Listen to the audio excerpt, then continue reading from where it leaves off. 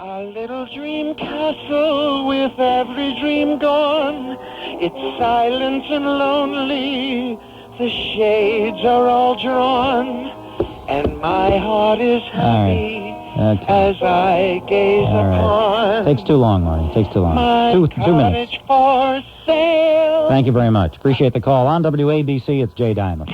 Well, I've been getting a very good response as I go around the country, and North Carolina was very good yesterday. I've been getting good responses today in Kentucky. I think the message that the campaign represents is really resonating. A lot of people are preoccupied with the need to get our moral house in order, to start paying attention to some of the things that are undermining our family life and undermining the education that we're giving to our kids and the sense of discipline and self-government and self-respect that's needed to maintain decent society. I think people have begun to realize that there's more wrong than money can fix, and we need to start paying attention to some of those issues.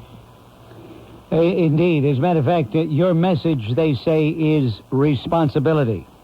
Responsibility, especially in the sense of needing to be responsible for the way in which we exercise our freedom and choices, needing to understand that our doctrine of freedom in this country is not of unrestrained freedom without any respect for any transcendent authority or law or requirements of decency, but in fact, it's the idea that freedom comes from God and that there's therefore a higher authority that we answer to in the way we make use of it.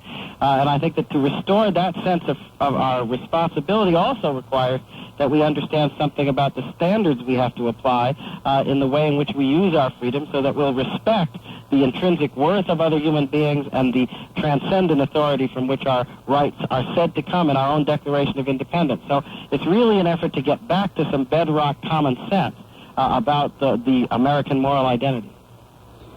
You have a clear message. You don't deviate. You don't seem to posture yourself in order to gain political points, and yet your campaign really is not a high number on the Richter scale. What do you have to do to get recognition? Well, I think we are working slowly around the country to put together a grassroots effort. The aim is really to get the message out, and we're getting a lot of enthusiastic support from people who are helping us to organize around the country, and we are building that support into an effective grassroots campaign and network.